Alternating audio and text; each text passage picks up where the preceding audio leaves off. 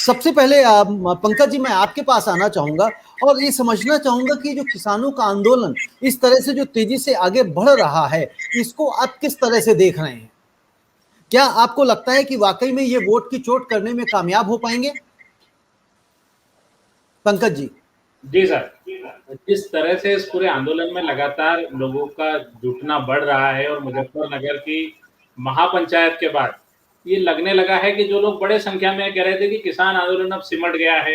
ये मुट्ठी भर लोगों तक केंद्रित हो गया है, इसकी कोई गरिमा नहीं बची है और इसके साथ बहुत लोग जुड़े हुए नहीं है। तो मीडिया के अलग अलग वर्गों में इस तरह की बात आ रही थी, लेकिन मुजफ्फरनगर की महापंचायत और करनाल में भी जिस तरह से लोग दिखाई दिए, उसे निश्चित तौर पे लगता है कि किसान आंदोलन अभी जिंदा है और बड़े पैमाने पर जिंदा है। और यूपी के मुजफ्फरनगर और करनाल में जिस तरह की सभाएं हुई है, उसे लगता है कि देश के कई राज्यों में ये धीरे धीरे और फैलेगा और इसका विस्तार होगा। तो निश्चित तौर पे जब इसका विस्तार होगा और बातें बहुत दूर तक जाएगी, अभी केवल दिल्ली बॉर्डर तक ये बातें थी, अब ये सारी बातें मुझे लगता है कि देश के अलग अलग राज्यों तक पहुंचेगी और उसके बाद निश्चित तौर पे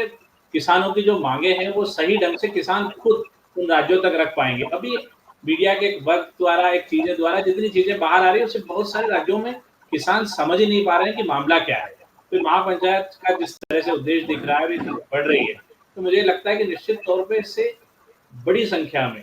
आगामी चुनावों पर कुछ असर इसका पड़ेगा और कुछ नहीं बहुत असर पड़ सकता है, क्योंकि किसान आंदोलन के साथ साथ महंगाई भी एक मुद्दा बनती जा रही है और जब ये दोनों चीजें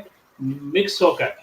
अलग अलग राज्यों तक पहुंचेगी तो मुझे लगता है बड़े मुद्दे के तौर पर सामने आएगा और कई राज्यों में चुनावों को प्रभावित कर सकता है। यानी कि कई राज्यों के चुनावों को प्रभावित कर सकता है और खास तौर से जिस तरह से उत्तर प्रदेश की बात कर रहे हैं, और उत्तर प्रदेश एक ऐसा प्रदेश है कि जहां से ये समझ लें कि केंद्र की राजनीति बहुत बड़ा असर डालती, बहुत बड़ा इंपैक्ट डालती है। बिना उत्तर प्रदेश की राजनीति में सफलता पाए केंद्र में आना थोड़ा सा मुश्किल सा हो जाता है, ऐसा माना जाता है।